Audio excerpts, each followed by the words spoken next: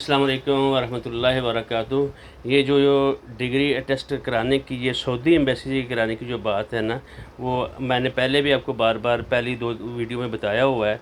तो ये तस्दीक कराने के लिए यानी आदमी को जो वहाँ से जिस जगह पे काम कर रहा है वहाँ से डॉक्यूमेंट कौन कौन सी ज़रूरत होती है।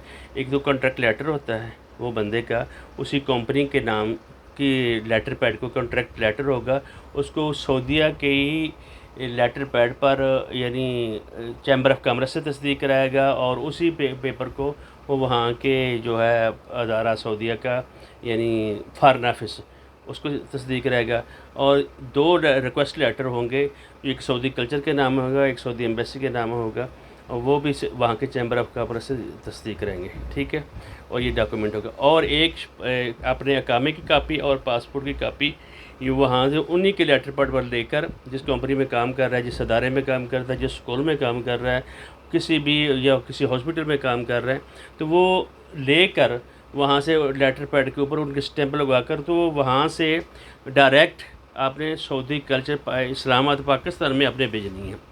और वो उसकी रसीद भी साथ आप देंगे जिस वक्त आप दूसरे डॉक्यूमेंट पेश करेंगे। सिर्फ ये एक पेपर आप वहाँ से डायरेक्ट सऊदी कल्चर को भेजेंगे, इधर से आप खुद चले जाएं या किसी को और को भेजें, तो वो डॉक्यूमेंट कौन से होंगे, ये वहाँ से वो कॉन्ट्रैक्ट लेटर ओरिजिनल, और दो जो रिक्वेस्ट लेटर है वो भी ओरिजिनल, और बाकी जो पेपर हैं यानी डिग्री और उसकी ट्रांसक्रिप्ट ये भी ओरिजिनल। और ये डिग्री जो है ये हुई होनी चाहिए वहाँ के आपके यहाँ जो अदारा है यानी HEC से हुई हो, और उसके बाद मोफा से हुई हो।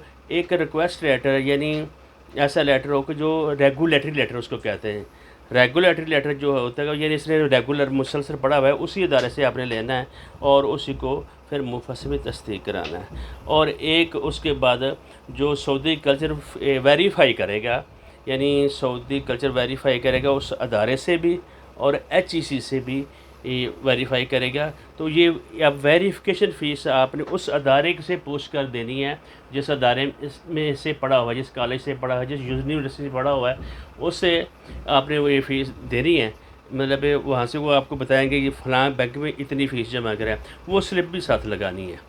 ठीक है, ये सारी चीज़ें साथ लगाकर सर ओरिजिनल ब्रेक पर लेकर बस जमा कराएंगे। और नई बात जो अभी मैं बताने वाला हूँ, पहले फ़ीस बहुत उन्होंने कम रखी थी, अब उन्होंने फ़ीस डॉलरों में रख दी है क्या।